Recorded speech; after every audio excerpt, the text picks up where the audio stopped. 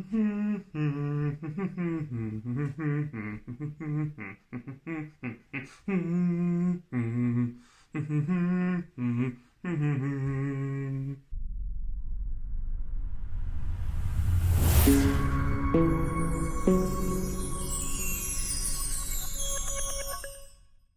everyone, it's Anthony here at Talk and Review, and I apologise for the length of time this video has taken to come out.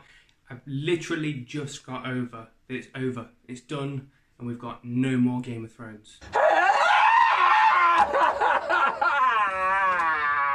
But there's a job to do, so let's get into looking at the very last episode of Game of Thrones, aptly titled The Iron Throne. Okay, so off the bat, this episode has caused the most controversy in Game of Thrones history simply because of the sheer amount of people that absolutely hated it. And I'm talking hated this episode. I am not one of those people. There's things about the episode that I loved, there's things about it that were okay, and there's things about it that, yeah, I didn't like, but that's the same with pretty much everything that, is out there at the minute. So let's talk about the things that I loved. So I'll start by saying the entire episode was absolutely gorgeous. It was stunning. There were certain shots in this episode that were just incredible. Two shots in particular, even right now, we're 2 weeks after release, and I'm still in awe of these shots. So the first one, I think you probably know what I'm going to be saying here, is Daenerys the Dragon. And what I mean by that is there is a shot of Daenerys walking out to address her army, and just behind her, Drogon is taking off, and the wings come out like this, and it makes it look like Daenerys is actually a dragon. Now, it sounds silly when you explain it like that, but actually when you watch it, you're in complete and utter awe of it, and it's just an absolute beautiful shot. So the second shot that I'm talking about is when Jon is walking into the Red Keep, and Drogon is hid under the bed of, it's either snow or ash, I don't really know what it is. I think it's ash, it could be snow, it's one of the two. But you don't actually see him until he moves to see who it is that's walking up to there, and obviously he sees Jon Snow and they come face to face.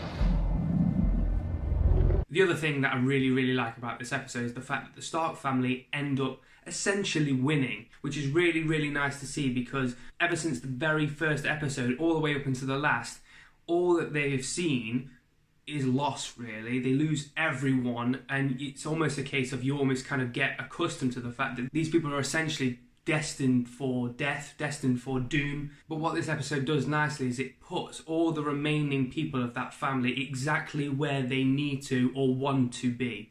So you've got Arya, obviously off travelling. She was never going to be a lady. She was never going to be what was expected of her. She hasn't been throughout it all, so why should she in the end? And then it ends really nicely for her. Some would say nicely for a sequel. I don't think that it's needed, and I don't think that it's coming, but a lot of people are petitioning for her to go off on a sequel for the the quests of Arya, or whatever they want to call it.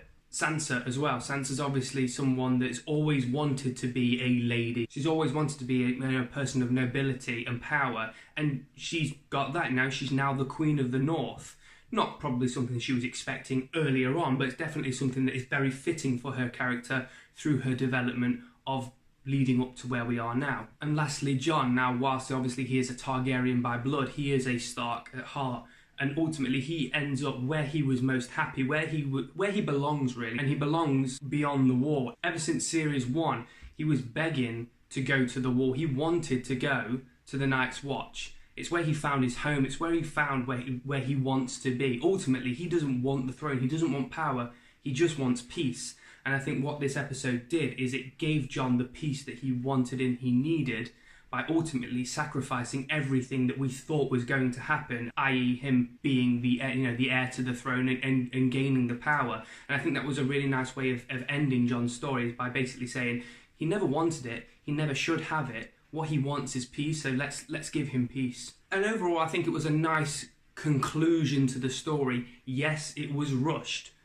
It was going to be rushed. We only had 6 episodes in this season and a lot of ground to cover. I can deal with the fact that it was rushed, but overall it was a fitting conclusion from the story that has been told so far. Now, obviously, throughout all of the series of Game of Thrones, things have been missed out from the books. There's no way you could fit everything in there. So from everything that was included from episode 1 up until now, I think it was a fitting enough conclusion to wrap up the entirety of the series. Okay, so let's talk about things that I didn't like or I'm not so fond of at all. So I think the main thing that I really disliked about this episode, and I think is a lot of frustration for the millions of fans out there, is the way that Bran was essentially crowned as king. Now, I haven't really got a problem with Bran being king, and I'll get onto that in a second.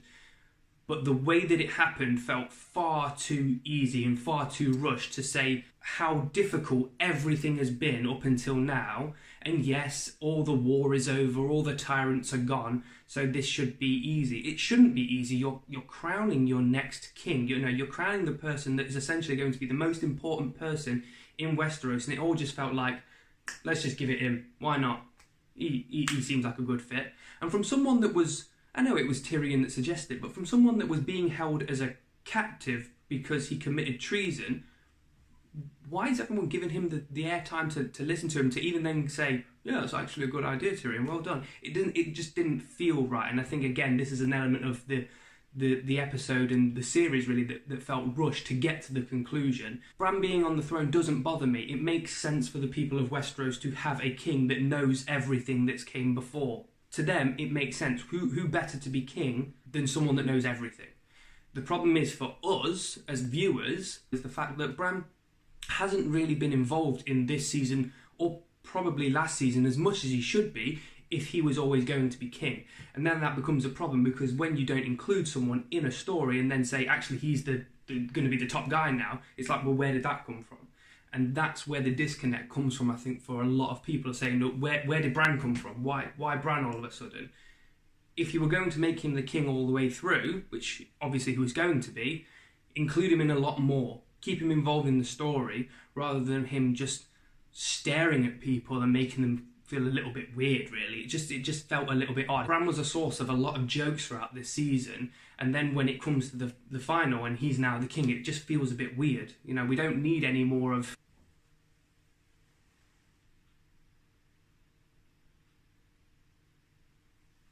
We don't need that. We need him to be involved. And again, I'll just reiterate, the fact that he's king doesn't really bother me, makes sense to me, but the way that it happened, I did not like at all. One of the things I feel a little bit indifferent about is the way that Daenerys ended up dying. Now, in my mind, she always had to die at the hands of Jon, because essentially he was the only one really close enough to her to be able to do it. Whilst the acting in it was really, really good, and I think that scene in itself was probably one of Kit Harington's best performed scenes, it just felt a little bit weak, really. There was no...